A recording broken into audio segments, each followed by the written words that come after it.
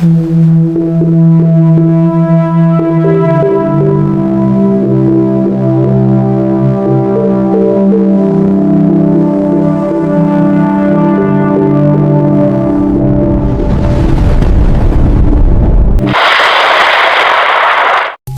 araw po sa inyong lahat. Narito na po ang pinaka-latest nating update sa magiging ng panahon ngayong araw ng Lunes, ika-8 ng Hunyo, taong 2026.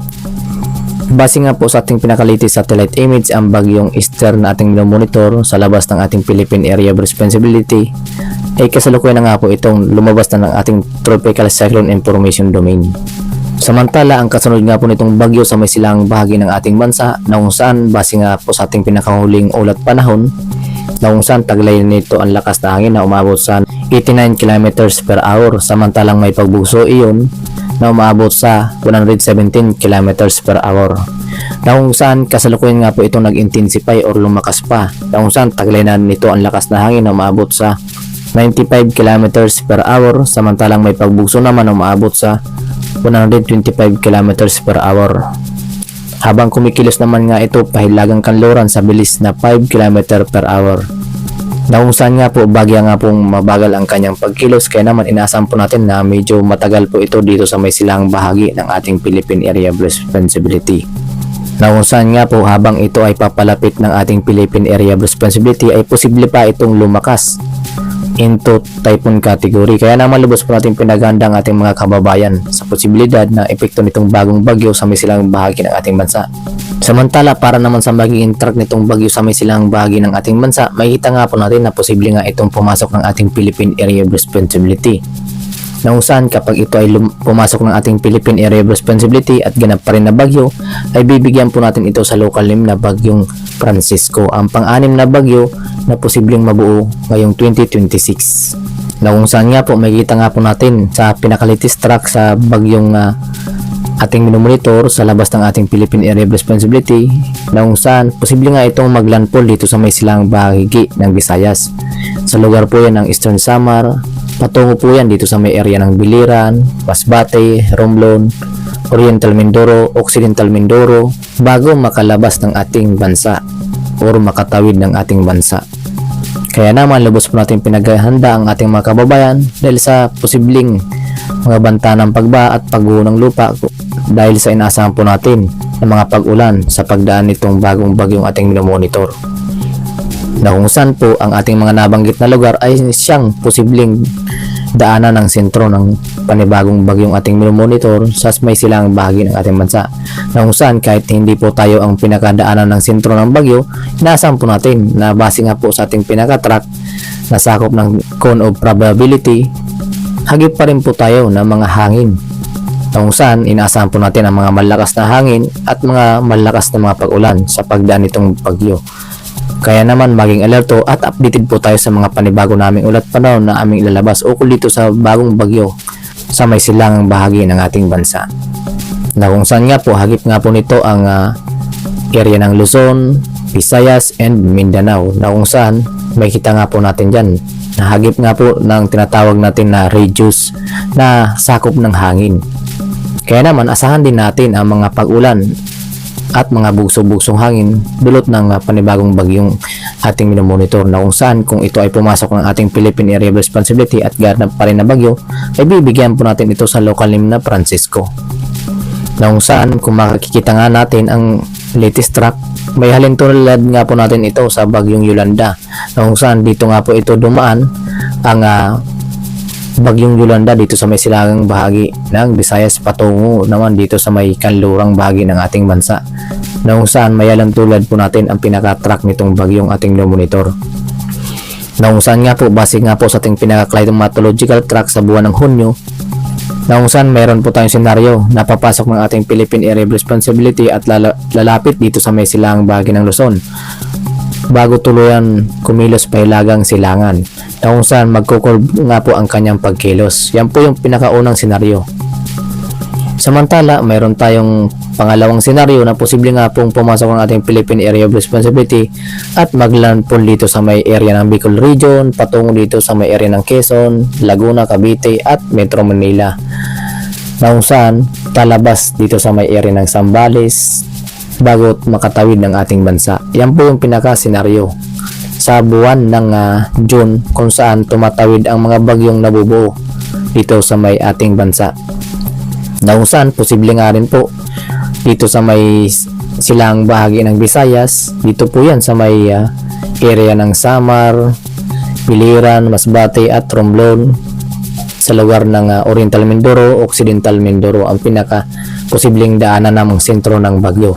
Yan po ay base po yan sa pinaka climatological track sa buwan ng June, na kung saan kapag mayroon pong nabubuong masamang panahon dito sa may silangang bahagi ng ating bansa ay siyang pinakadaanan ng mga bagyong nabubuo ang mga nabanggit na lugar.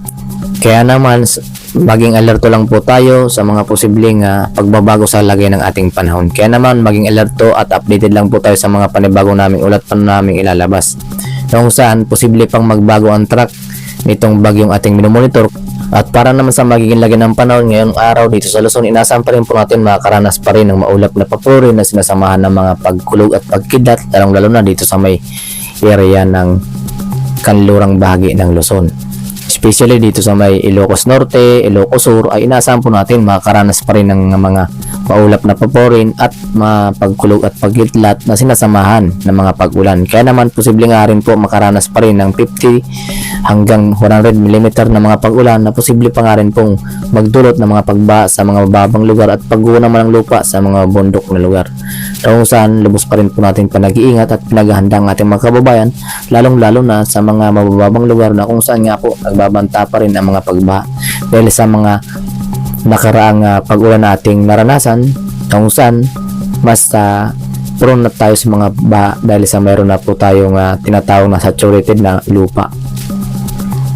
Samantala, para naman sa nalabing bahagi ng Luzon, inasahan pa rin po natin makakaranas pa rin ng improving weather ang ating mga kababayan dito sa area ng Cagayan Valley Region, Aurora, Quezon, Nueva Ecija, Bicol Region, Mimaropa, and Palawan. Na kung saan nga po inaasahan po natin makakaranas ng improving weather ang ating mga kababayan.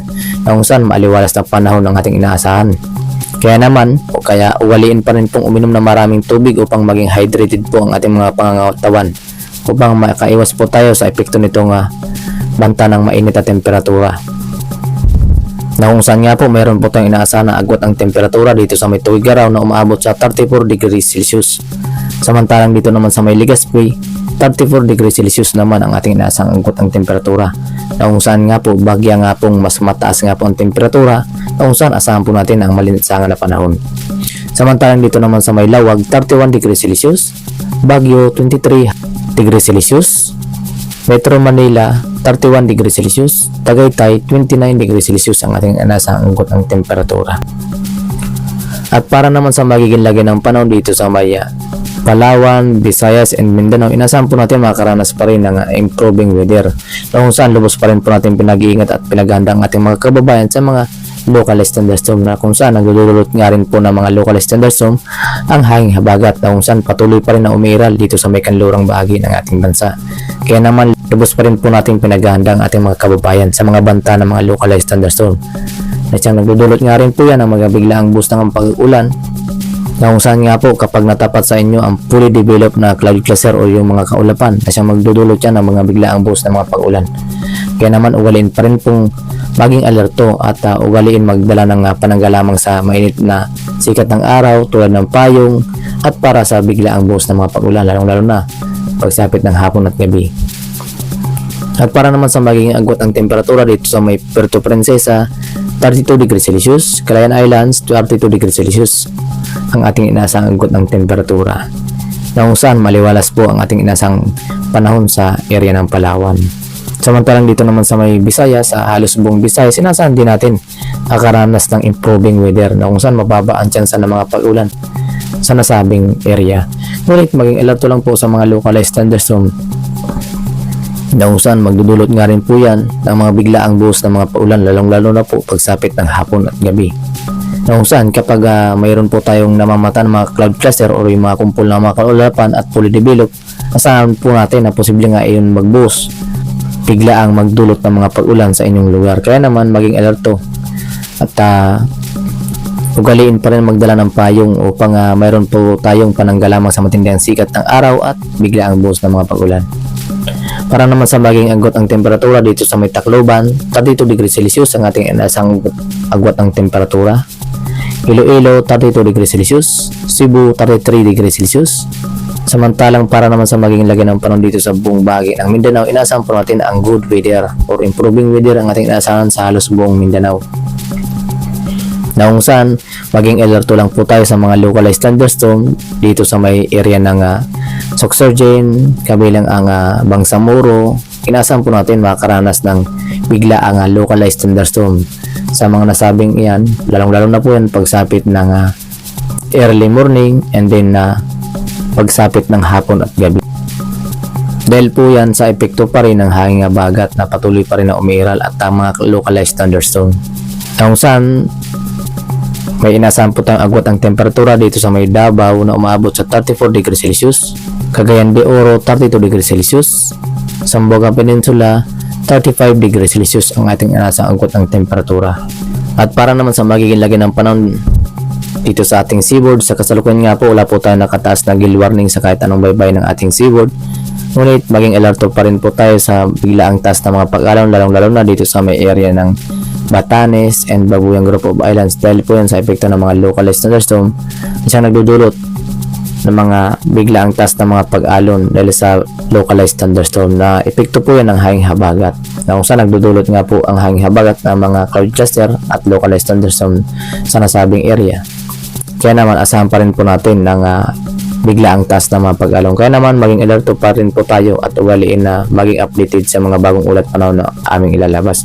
Na kung saan kapansin-pansin nga po dito sa may silang bahagi ng ating bansa at sa labas ng ating Philippine Area of Responsibility na kung saan bagya nga pong mas mataas ang mga pag-alon, nadulot nga po itong severe tropical storm category na ating minomonitor sa may silang bahagi ng ating bansa na kung saan nagpapataas ng alon ng ating karagatan. Ngunit dito sa sakop ng ating Philippine Area of Responsibility ay banayad ang mga pag-alon na kung saan may slight to moderate ang ating mga pag-alon na ating inaasahan. Kaya naman malaya pa rin makapaglalayag ang ating mga kababayan sa mga nasabing seaboard. Na kung saan lubos lang po natin pinag-iingat at pinaghahanda sa mga banta ng localized thunderstorm na siyang magbibiglaan din na magdudulot ng mga pagtaas ng alon ng ating karagatan. At yan nga po ang pinakalitis nating update sa magiging lagay ng panahon ngayong araw ng Lunes, ikawalaw ng Hunyo taong 2026. Maraming salamat sa inyong lahat at kung bago pa lamang kayo sa aming YouTube channel, huwag kaliktang mag-subscribe para ma-notify po kayo sa mga panibago naming ulat panahon ng aming lalabas. Maraming salamat and God bless us all. Ingat po tayong lahat.